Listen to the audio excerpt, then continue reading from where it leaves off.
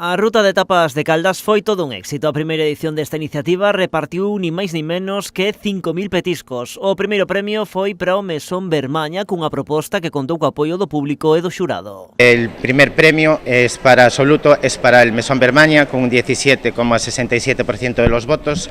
Ha logrado el consenso total tanto del público como del jurado. A súa proposta buscaba unir a tradición da cociña de sempre cun toque moderno, combinando ensaladilla con gambas agridoces e unha vinagreta de pementos asados da aboa. Sorprendidos máis que nada, porque, polas valoracións dos días, a xente gustaballe moito, pero sorprendido máis que nada pola valoración do xurado, que nos pareceu, a verdad, que recibir os 10 do xurado para nós era moito, porque realmente eran técnicas de toda a vida de elaboración.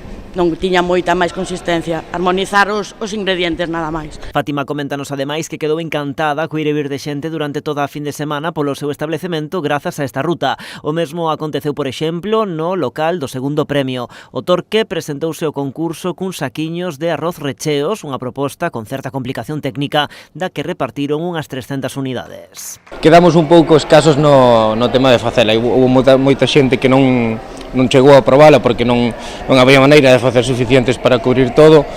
E, bueno, intentaremos buscar algo que nos dé máis facilidades o próximo ano, pero, bueno, seguramente unha ou dúas semanas faremos outra vez a tapa pola nosa conta para xente que non a dou probado. O podio complétase coa proposta do Hotel Sena. Dende a organización celebran o éxito desta primeira edición que superou todas as súas expectativas, contando coa implicación da clientela á hora de consumir os petiscos, pero tamén de votar polos seus favoritos. La respuesta tanto de los vecinos como los visitantes que vinieron de fuera consolida esta ruta como una cita obligatoria que quedará para siempre en el calendario de nuestra localidad. Fin de semana espectacular, cheo de xente, sobre todo tamén das aforas que se acercaron a Caldas porque había un evento pois que, como ben decía Jesús antes na presentación dos premios, ten que ter unha continuidade no tempo, de ano a ano pois terá que ir familiarizándose a xente con el. Porque xa confirmaron a entrega de premios, están convencidos de que haberá segunda edición no 2027.